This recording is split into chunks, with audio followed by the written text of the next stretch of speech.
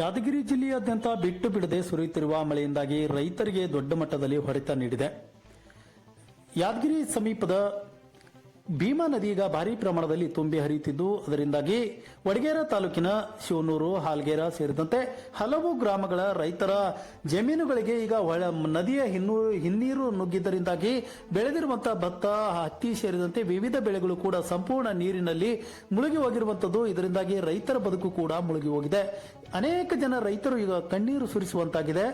ಶಿವನೂರು ಗ್ರಾಮದಲ್ಲಿ ರೈತರ ಜಮೀನು ನೀರಿನಲ್ಲಿ ಮುಳುಗಡೆಯಾಗಿದ್ದರಿಂದಾಗಿ ಹತ್ತಿ ಬೆಳೆ ಸಂಪೂರ್ಣವಾಗಿ ನಷ್ಟವಾಗಿದೆ.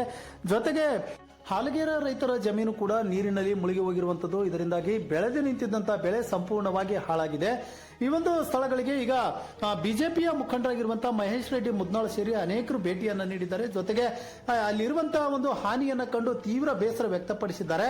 ಈ ಒಂದು ಘಟನೆಯ ಕುರಿತು ಈಗ ಮಾತನಾಡಿರುವಂತಹ ಮಹೇಶ್ ರೆಡ್ಡಿ ಮುದ್ನಾಳ್ ಅವರು ಸರ್ಕಾರ ಕೂಡಲೇ ಈ ಎಲ್ಲ ರೈತರ ನೆರವಿಗೆ ಧಾವಿಸಿ ಪರಿಹಾರವನ್ನು ನೀಡಬೇಕು ಎಂದು ಆಗ್ರಹಿಸಿದ್ದಾರೆ. ಶುಕ್ರವಾರ ಮಧ್ಯಾಹ್ನ 3 ಗಂಟೆಯ ವೇಳೆಗೆ ರೈತರ ಜಮೀನುಗಳಿಗೆ ಈಗ ಅನೇಕ ಮುಖಂಡರು ಭೇಟಿ ನೀಡಿ ಬೇಸರ ವ್ಯಕ್ತಪಡಿಸಿದರು.